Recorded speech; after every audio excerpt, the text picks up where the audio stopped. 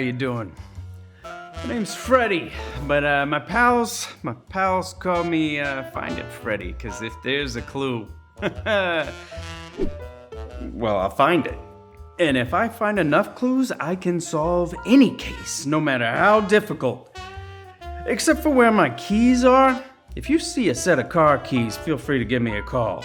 Anyway, these cases, they aren't always easy, like my latest case, the mystery of the Messiah. Here's what I know so far.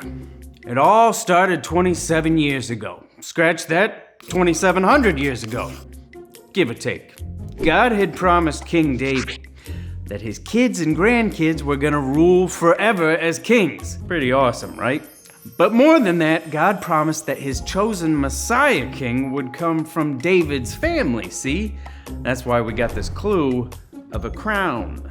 So a whole lot of years later, the king Ahaz and God's people were getting real scared because their enemies were closing in on them, right?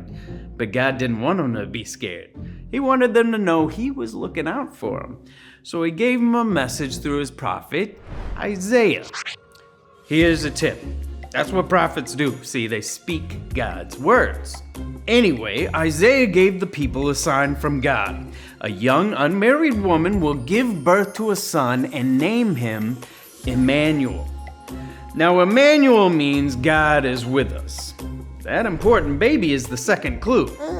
Now, that's when I also knew that this was a very special case, because I have found a lot of clues in my day, and none of them has ever been a baby. If I found a baby every single case I solved, I'd be running a nursery, and I don't have the time. See, it's the same baby that God told King David about. And even though he hadn't been born yet, the promise that this child would be born someday showed the people that God loved them and had a plan for them and was always with them. So now we go forward again, this time about 700 years, see? And God's people are being threatened again. And they're scared again, wondering if God was gonna save them. Again. Some were losing their hope, but they remembered the way God kept his word in the past, and they remembered that baby Emmanuel was coming. Meanwhile, there was this carpenter named Joseph, see? Now, Joseph was distantly related to King David from long ago. He was engaged to be married to a woman named Mary, who was expecting a baby. But see here, this was no ordinary baby. And an angel appeared to Joseph in a dream and explained why. That's for sure a clue. The angel told Joseph to be afraid. Scratch that. He told him to not be afraid to marry Mary because the baby was coming from the Holy Spirit. The angel told him that Mary was going to have a son and that Joseph would name him Jesus because he will save his people from their sins. And Joseph woke up and took Mary home as his wife, but this is where I get stumped, okay? Another important clue here, but I just can't make sense of it. I mean, the crown, the baby, the angel, and the star.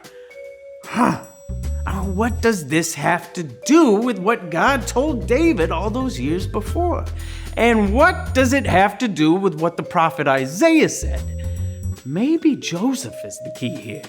The angel spoke to him in a dream, and he did what the angel said.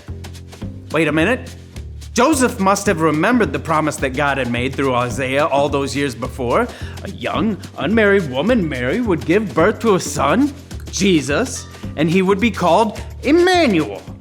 And Joseph was related to King David. That's it.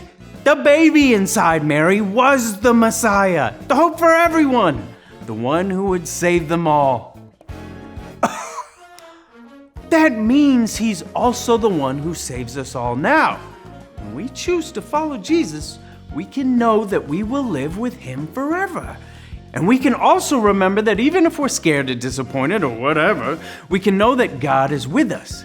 He knows us, he loves us, and leads us. Jesus is our hope.